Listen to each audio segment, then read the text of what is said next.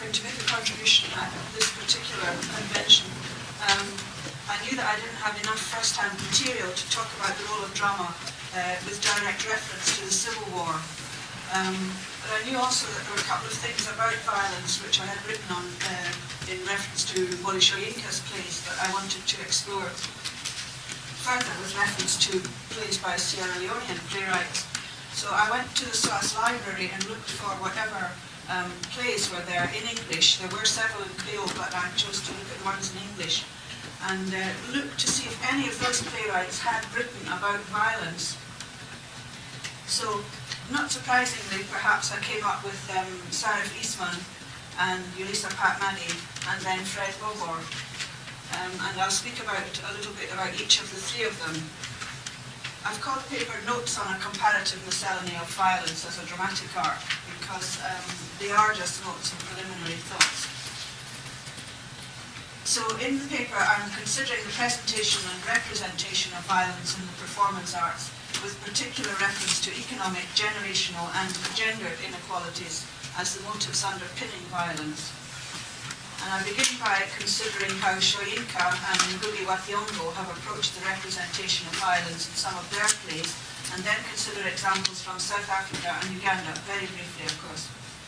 But first I want to share with you just a quotation that I found in African Literature Today, the number 8, which Albert de Rosimi Jones had edited quite some years ago now, but it seems so relevant that I copied it down.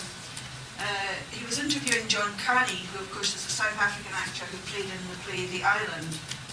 And Carney had said in the interview, "We need our art, not propaganda.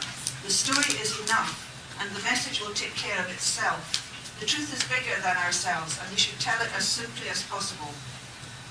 And I think that's quite important because there is a real danger of doing a propaganda-style drama making about violence. Now, as I looked at violence in various plays, there were 4 kinds of violence which emerged from them. Firstly, that which is against an outsider enemy, mainly the colonial powers. And secondly, that which is against the state or any other authority. Thirdly, that which is articulated against other oppressed persons within a system. And fourthly, that which is perpetrated against the self. Now, in the first category are those situations in which there is a clearly identifiable opposition, as for example in the colonial plays, and expressed passionately in Ngugi's play, The Trial of Dedan Kimathi, and in Soyinka's play, Death of the King's Horseman. Close to this are those plays in the second category, which identify institutions of recognized authority, whether community or nation-state, as the opposition. These plays still make a separation between the subjective self and an opposition outside the self. And in Ngugi's best-known play, I Will Marry When I Want, uses both antagonists iconically, where the subject, the Kenyan peasant and her family, are oppressed not any longer by the colonial authority, but by members of the newly independent ruling and moneyed classes within Kenya. The opposition is still, nevertheless, a visible other, someone, that is, who can be seen as other and at some ideological distance from the self. Of course, categories in any exercise of this sort overlap, and when the plays of South Africa are taken into consideration, with its very distinctive history of institutionalized racism, first as a policy of separate development and then hardened into the infamous apartheid state, it is perhaps inevitable that the first and second categories not only overlap but actually coalesce into one. The opposition is, of course, always the other, defined as the state, but the subtle ways in which it has been articulated commands attention. And the play, which I expect lots of you have seen, Woza Albert, is about a man who takes on the identity of a dead man. I'm sorry, I should have said the play Caesar Bansi is Dead is about a man who takes on the identity of a dead man because his passbook was fully legalized. So the dead man had a passbook which had the work and the residency pass correct. And it's in taking that identity, of course, one loses the self and becomes someone else. So you're doing a kind of violence to yourself, but you're doing it because of the encompassing violence of the state. The third category of violence is that which is engendered between members of oppressed sectors of society. and it becomes fully articulated in John Carney and Winston Chauna's famous rendering of the play The Island, which is based on life on Robben Island. Imprisonment as a theme in plays inevitably seems to generate conflict, and seemingly only violence can assert one person's superiority over another. And it was at this point that I found my first Sierra Leonean playwright to connect with something that I felt I could share with you. And it's Pat Maddy's play Yonkon. This explores something of prison violence, where one person's dominance gives a kind of spurious comfort to other prisoners. And Yonkon, in the play, he's the boss man in the prison, although he's a prisoner. And he says, in this prison, you do as I say. If I, Yonkon, say right, left, right, then you march. Okay? Right, left, right, left. Now, even in this simple expedient of alternating the right and left, rather than keeping to a regular beat of left, right, the playwright is able to show the arbitrary nature of power. It needs no rationale. This imagined power is exercised despotically, capriciously, irrationally. And it's nowhere more fully explored than in Shoyinka's play Madmen and Specialists. But it's this play of Shoyinka's Madmen and Specialists which leads me to the next and most insidious category of all, that of the violence done against the self.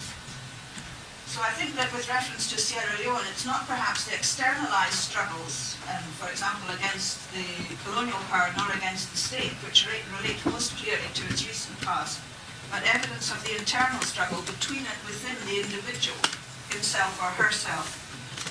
This is something that the late Robert Sarumaga, the Ugandan playwright, explored a lot in most of his plays.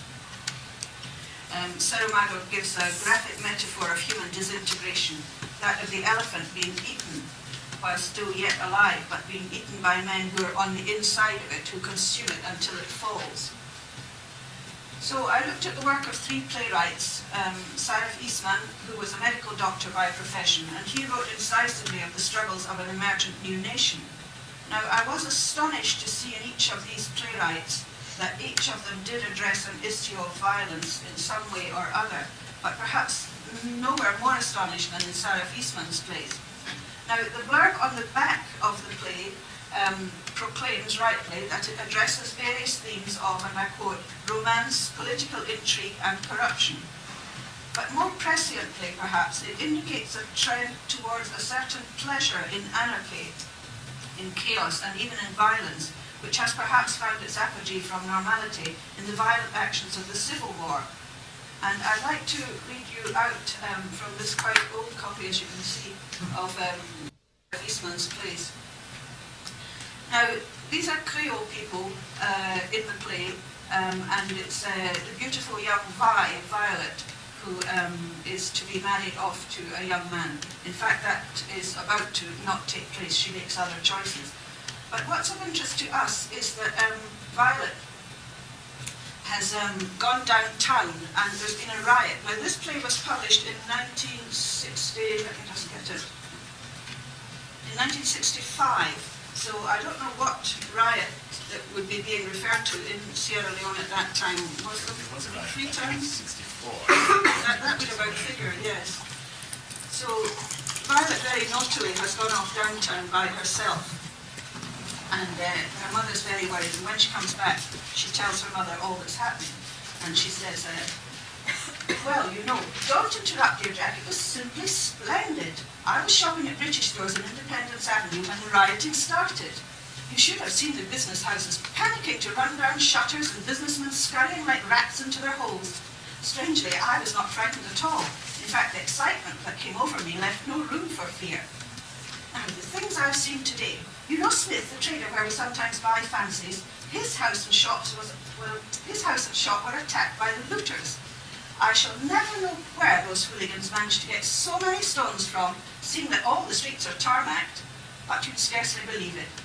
For minutes together, the sky looked as if it was full of migrating birds, though the flying objects were not birds, but stones of all sizes, whizzing through the air from all sides and rushing down like shells on the corrugated iron roof.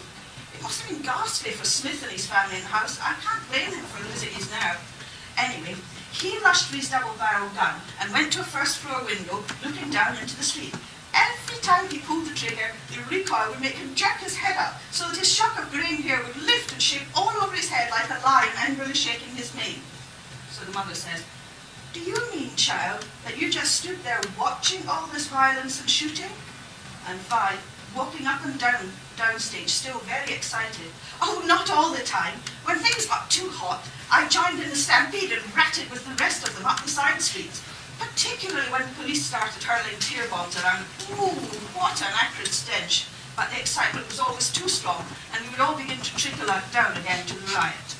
So Vi's having a whizzing time enjoying her time at the riot.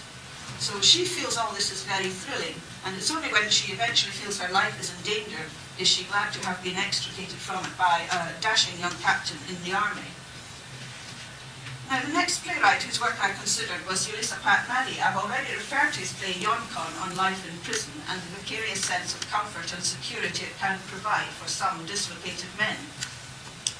But again, this seems to me to be prescient in recognising that in a society where the urban clusters are perceived as more affluent than the rural ones, there is already an embryonic disenchanted class being created, or has in fact already been created.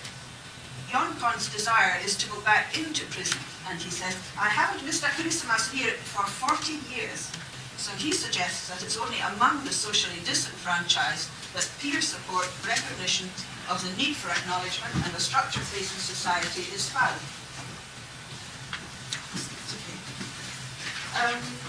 This disenchantment, this searching and finding vicarious security among the disaffected is one premise, of course, that Paul Richards maintains is key to creating the class of young men and following women that created the majority of the Civil War rebels.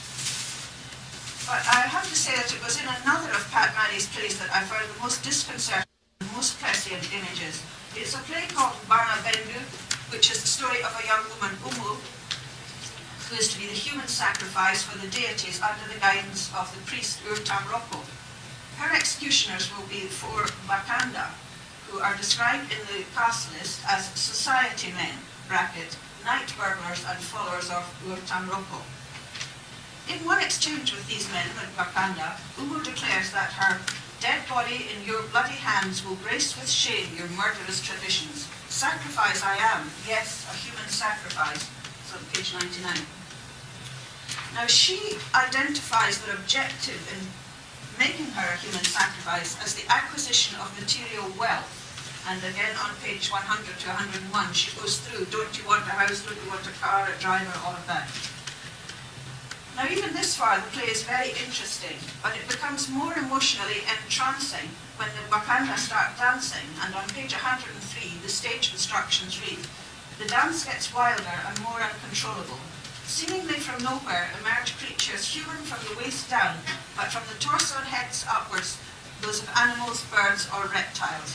They join the singing and improvised dancing according to their species."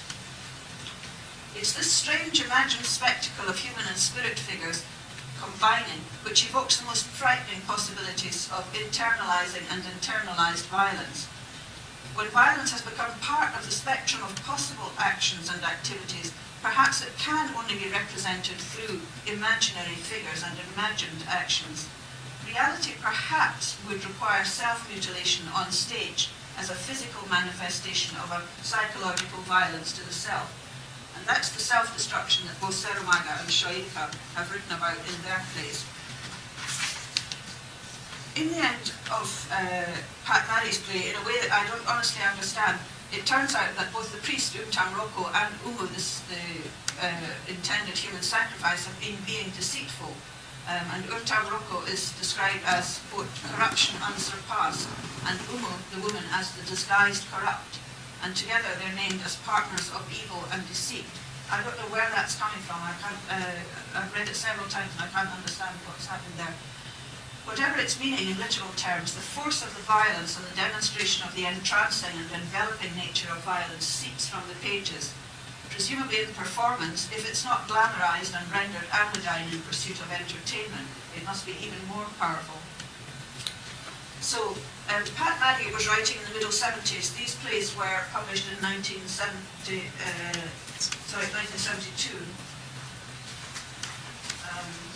Yes, 71.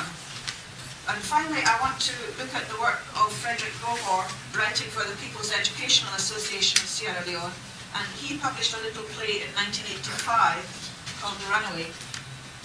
In this play, he explores the effects of the chief of a village demanding retribution from a young man for, to put it discreetly, flirting with his newest wife. Unable to pay the fine that the chief demands, the young man runs away, becomes the eponymous runaway. And this play raises issues of poverty, deception and exploitation, and of how young men are driven to seek fortunes in the diamond mines.